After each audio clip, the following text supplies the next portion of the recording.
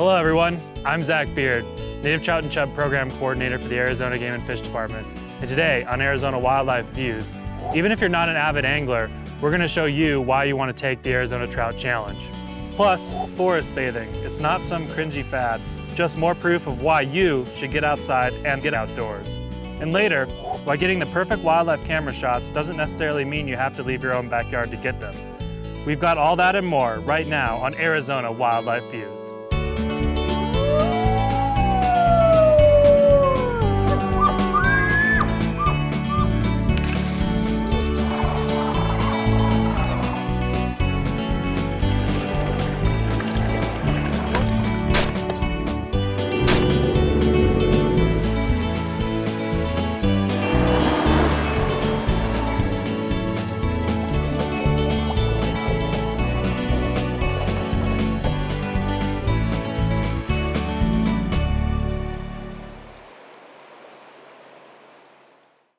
Arizona Wildlife Views is brought to you by the sale of hunting and fishing licenses and the Heritage Fund, lottery dollars working for wildlife.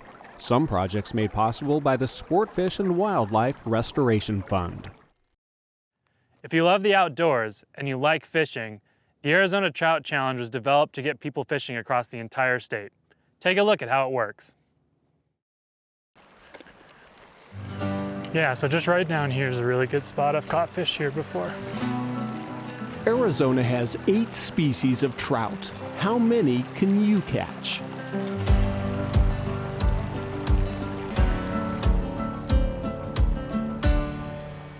Hey trout anglers, are you ready for a challenge? Let's go catch an Apache trout.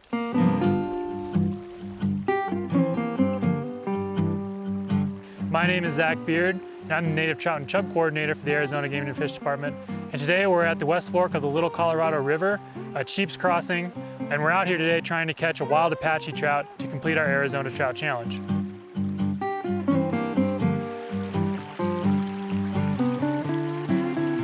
There are actually 2 different challenges.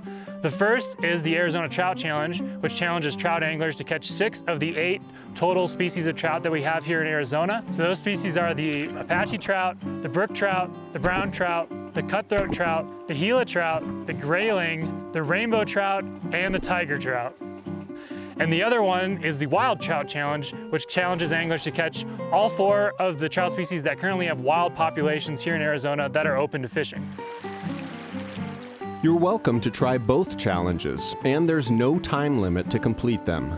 If you do attempt both challenges, remember, fish of the same species can count toward both challenges only if they're caught in different bodies of water. For any fish to qualify for the Arizona Trout Challenge, they must be caught here legally in the state of Arizona, in Arizona waters. So you must have a valid Arizona fishing license. Everything else you need to know is online at azgfd.gov/trout challenge. There's a helpful map that shows you where to find each species and which waters have wild trout. I got a fish. So when you catch a fish that qualifies for the Arizona Trout Challenge, the first thing you need to make sure you do is you get a photo of that fish. You don't necessarily need to be in the photo, but we do like it if you're in the photo.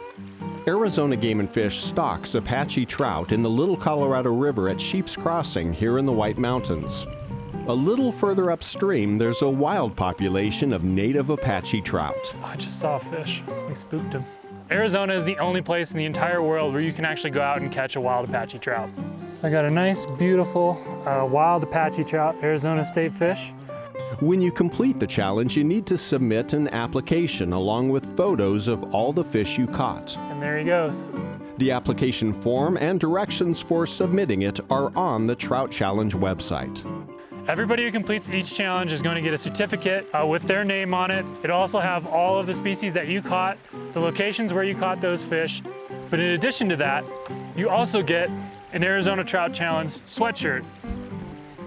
This sweatshirt is great for showing off, wearing around town and bragging to all your friends that you completed the Arizona Trout Challenge. And there he goes, releasing the nice, beautiful wild Apache trout. It's really just all about getting people outside to enjoy Arizona's great fisheries.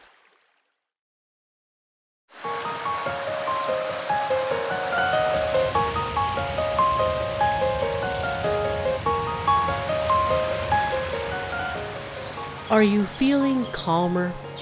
Has the serenity now kicked in? If you are missing placid, tranquil scenes like these, some would say it's because you're suffering from nature deficit disorder. The term nature deficit disorder was invented by a journalist who wrote a book, and I think the reason it caught on is because we are all aware that we in urban environments are missing nature. Dr. Esther Sternberg has studied and written about how healing nature can actually be. The University of Arizona professor of medicine says we should all make plans to safely get outside when we can, to help with feelings of anxiety and stress. So it's not a disorder, but it certainly highlights the way we live today, in front of screens, in front of computers, in a busy urban environment with noise and traffic and crowding and no visible sunlight and no greenery. And yes, we miss all that. So we're going to be going on a forest bathing walk. Carol Roberge is a certified nature and forest therapy guide. She takes the stressed out and the nature deprived on so-called forest bathing walks all over the state. The term is shindyoku, and it's Japanese, and that actually translates into taking in or bathing in the atmosphere of the forest. It's coming out to an area and slowing down and engaging one's senses and really bathing in the essence and the atmosphere of the place that we're at. Forest bathing is not about working out or hiking in the forest. It's actually just about quiet contemplation near trees, on long or short walks. But when we're doing the forest bathing walks, the idea is to get people to slow down. Worldwide studies have found that walking and breathing near trees lowers heart rates and high blood pressure, and also reduces stress hormones and depression while boosting energy. Universally, across all cultures and ages, whatever country, it doesn't matter, socioeconomic level, people prefer views of nature. And when you're looking at a view of nature, a part of the brain lights up that happens to be high in endorphins, in those feel-good molecules that make you feel calm and happy. Scientists say spending at least 120 minutes a week outside will improve your overall mental and physical health. That may sound like a lot, but consider that many maximum security prisons are required to give their inmates at least 2 hours a day outdoors. Dr. Sternberg says you can still achieve this calming power of nature even if you can't get out into a forest. Just step outside and get some fresh air. It will make you feel better and it'll clear your mind.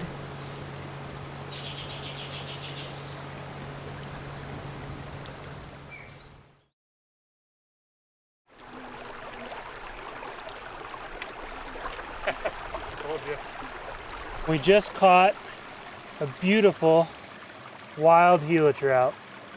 Anglers have not had an opportunity to catch one of these wild native fish for years, but the wait is finally over.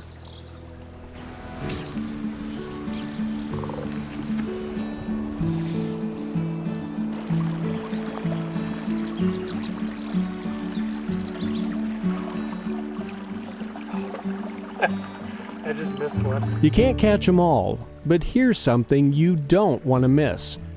The Arizona Trout Challenge program is announcing some new and exciting changes. So the first change is that wild Gila trout are back for the Arizona Wild Trout Challenge. But in addition to that, we've also added a new prize. For those of you that complete both the Wild Trout Challenge and the regular Arizona Trout Challenge, you'll get a new collectible Arizona Trout Challenge coin. If you're not familiar with those challenges, it's time to get in the game. The rules and other details are online at azgfd.gov/AZ Trout Challenge. Yep, that's it, the new Arizona Trout Challenge collectible coin with that cool trout over the state of Arizona on the front and then the Arizona Game and Fish Department logo on the back. If you collect other Trout Challenge coins from other states around the West, it's a great piece to add to the collection. Zach Beard administers the Trout Challenge program for the Arizona Game and Fish Department. The great thing about this program and why people get so excited about it is it just takes you to a whole bunch of different cool places all across Arizona. Places like Dude Creek, a wild Gila trout recovery stream near Payson, Arizona. We stocked it from 2015 to 2017, and since then they've been reproducing on their own and doing really well here in the stream and thriving. They're finally doing well enough that we were able to open it up for anglers to come out here and enjoy. It just opened on May 1st of 2021, and it's the first time since 2017 that a Gila trout recovery stream has been open to angling here in Arizona. It's open to catch and release angling from May 1st through December 31st. Single barbless hooks only, artificial fly and lure only, and catch and release only. Whenever you fish for Gila or Apache trout, please fill out a survey to help Game and Fish manage those native species. A link to the survey can be found on the department's website at www.azgfd.gov/AZ Trout Challenge. So challenge yourself. Catch some fish. Earn some great prizes and enjoy Arizona.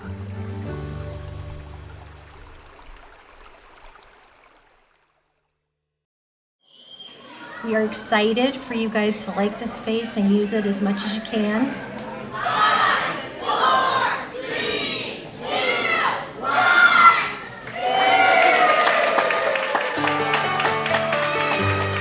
Thank you. This is really exciting, isn't it? In Mesa, we want this to be a community that is a great place to be a kid. The new children's library is not only educational, but we also hope that it's fun. The children's library is truly a point of pride for Mesa. I love these Arizona animals in the photos and in the murals. Arizona Game and Fish played a major role in what you see here today. From roadrunners to ringtails to black bear, Arizona Game and Fish Department conserves and protects over 800 species of wildlife across the state. And we were excited to partner with the library on this project and also to be able to showcase our award-winning photographer George Andraco's work, like our state mammal, the ringtail. I wish I've seen one in real life, but this is a great photo to understand, what it looks like. It's an accomplishment to have created a space for creativity, discovery, education, and an appreciation for Arizona's landscape and wildlife. The owl can't move their eyes. We've brought some of our live wildlife ambassadors from our wildlife center. Who knows?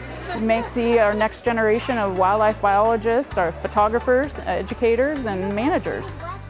There's tracks on the carpet so they can follow and explore rooms and activities, and it kind of makes you feel maybe I'm out in the wilderness myself. There are many thank yous to be shared today, but I especially want to acknowledge the support of the community to make this happen. As a child, the library was a magical place for me. And I really hope that we captured some of that magic in the actual library itself. I want to thank the library's staff who had the vision to create the children's library and put in the time and hard work to make this day a reality. So again, congratulations. I'll stop talking so that we can start having fun in the library. Thank you very much. So a huge thank you to the MESA community from all of us at Arizona Game and Fish Department for creating this amazing venue that will continue to help us build a greater awareness and appreciation for our Arizona wildlife. Thank you.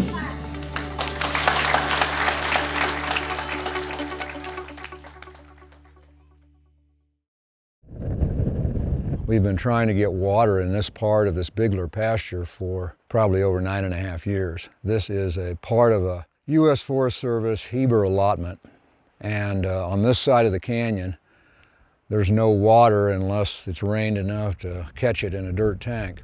The spring of 21 was probably the worst I've ever seen by a long ways. We didn't get any winter moisture to speak of and no spring moisture. And then for other various reasons, we couldn't take the cattle on up higher, so we were kind of bound to use this country down here. Well, without any water, you know, there was no way we could use this country until we got this project done right here. We wanted to use our habitat enhancement funds that the department has so that we could partner with the rancher to do a landscape scale project out here that would benefit not only his livestock but wildlife as well. It'd be a big enough savings to Arizona Game and Fish so that they could contribute over $100,000 towards putting in a pipeline with drinkers on that pipeline, storages, and a well to feed that pipeline. What it took was Larry Gibson, the ranch manager, and Frank Despain Jr. putting this entire bit of infrastructure you see in place in the space of about 2.5 weeks. It's a great amount of satisfaction for me. It was a fair amount of work. You know, it probably seemed like more work than it actually was. Actually laying the pipe on the ground was no trouble. I mean, it's time consuming. You're talking, you know, 11 miles of pipe, so you could probably roll out 2 miles a day without any trouble. 11.5 miles, 8 drinkers, 3 storages, and then a 20 to 25 gallon a minute well at 1,000 feet that feeds that whole set of infrastructure. All of the drinkers we used here are actually heavy equipment tires that come out of mines. Those 12-foot diameter tires are used on trucks that haul the overburden. A lot of these came out of Morenci or mines up by Grants. Typically, the 3 catchments here that we haul to, it's about 8,000 gallons per catchment we'll haul during the summertime. In a 500-gallon water trailer, that's 16 trips per catchment. Just in 3 catchments, I'm looking at about 100 hours spent on the summer, and I still have another 32 catchments to haul to as well. So not only it benefits the wildlife, you know, having additional water sources, but it helps us with our time management and how effective we can be. That expense alone in manpower and time was killing us, and it was beating up our equipment. So it was just really challenging for us to keep these going under our current conditions with these droughts. Us being able to provide water for this plus to the livestock, I see as a great benefit to us and to the game and fish and to every sportsman that likes to hunt out here. There's a large herd of elk plus antelope plus mule deer that live in here plus javelinas. If the game and fish hadn't have put these guzzlers in and the ranchers hadn't developed water in various locations, there would be very few species of any kind of wildlife here. It would just be impossible for them to live here. I don't know any rancher that just cares about their livestock. You wouldn't be living out here in the middle of nowhere where there is wildlife if you didn't care about wildlife. And then, yep, open it up, and then you can back away, just your body away a little bit. There goes one. Today we had a really successful release of 4 Swainson's hawks. There he goes. Yay! That was the best release. That was a good one. They're a migrating species that live here in Arizona. There he goes with his backpack on. There he goes. Oh, he just needs to see his buddy. See, that one's pretty adult. The adult that we released actually came to us in May of 2020. He was found down on the ground, dehydrated, weak and thin, with a couple of abrasions, just not doing well. Hawks really don't let you just walk up to them. So we knew something was wrong. I put a towel over him, was able to pick him up with no problems, put him into a pet carrier, took him back to the Kingman Regional Office and did a little bit more of a thorough observation on it. Game and Fish brought him to Liberty Wildlife, where we treated his wounds, we got him some fluids, and just started feeding him up and getting his strength back. What's really great about this particular adult Swainson's hawk is that Arizona Game and Fish has been monitoring as many of these migrating species as possible. So they had a GPS backpack that's solar powered, and it's on its back, placed perfectly. It's not too heavy, it's hidden, it's not going to impede him anyway, but that will allow the hawk migration team to follow its path. And the Swainson's hawk has one of the longest migrations of all the bird of prey species and will make its way down as far south as Argentina. To see him just leave in such a strong and confident manner, it lends that thought to me like, hey, I participated in that, and it makes me feel good. In the world of birding, there's what they call the spark bird. That's that one bird that just catches your imagination and gets you so interested in this previously invisible to you world of birds. And for a lot of people, the spark bird is a hummingbird.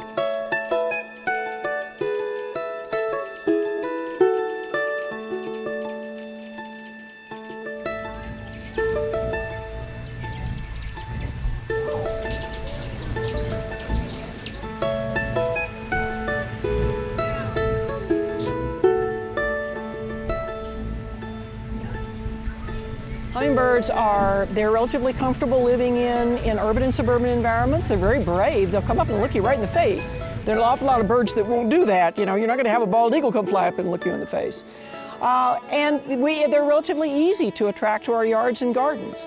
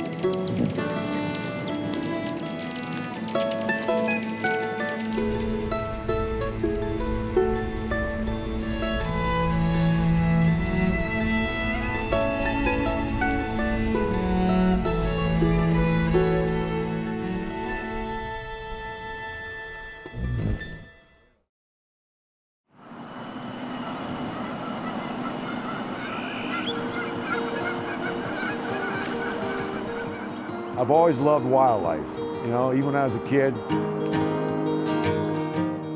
Meet Mark Koster, a retired television news director from Iowa.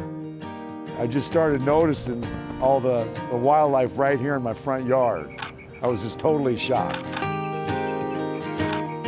Right in the middle of the city. He lives in Arizona now, where he enjoys photographing wildlife near his home in Scottsdale. And it started with the bald eagles. In 2016, I grabbed my garbage can, I was walking the garbage out, and I looked over to the east on this power pole. Lo and behold, 2 bald eagles sitting back to back, and that's how my wildlife urban photography addiction started.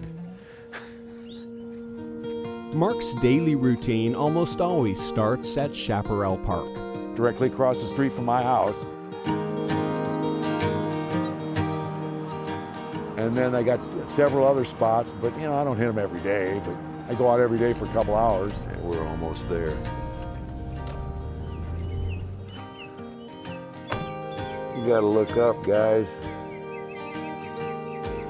I think Dad's eating most of the fish. The kid in the back's just watching.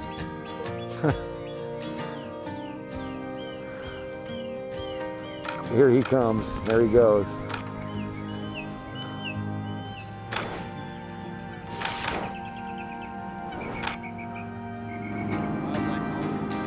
Yeah, there's a ton of wildlife, man.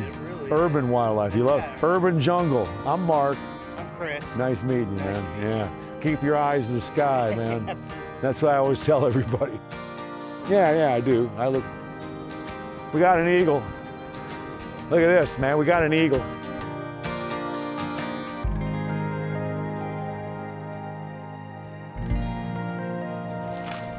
She got another one. She got another one. She's flying by this way. Come on by. Come on by, Mama.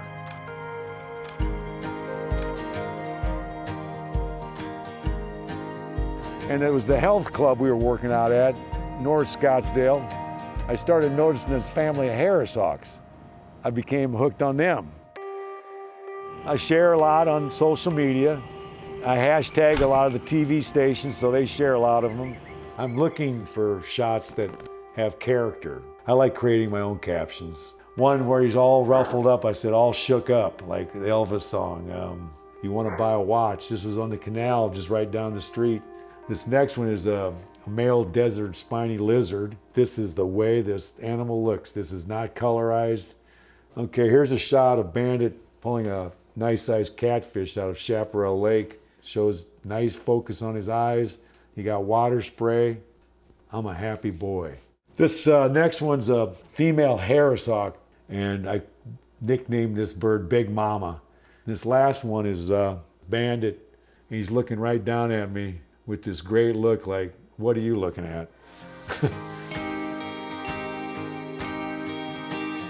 I've been following him around for 5, 6, 7 years. Without a doubt, that female harrisock and them 2 eagles probably recognize my bald noggin. Getting his morning calisthenics in. This has been some of the funnest years of my life. I ain't lying. I'm 67 years old, man. I'm doing stuff that I never thought I would have done when I was young and when I was working in the television business. I thought all I was going to do is push buttons and yell at people, but now I'm out enjoying nature and wildlife.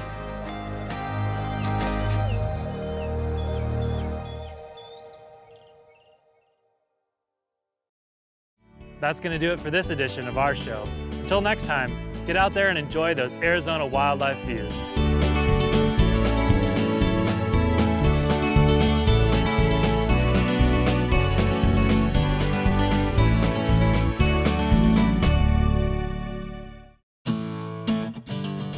To subscribe to Arizona Wildlife Views magazine, which includes the Arizona Wildlife Views calendar, visit www.azgfd.gov/magazine.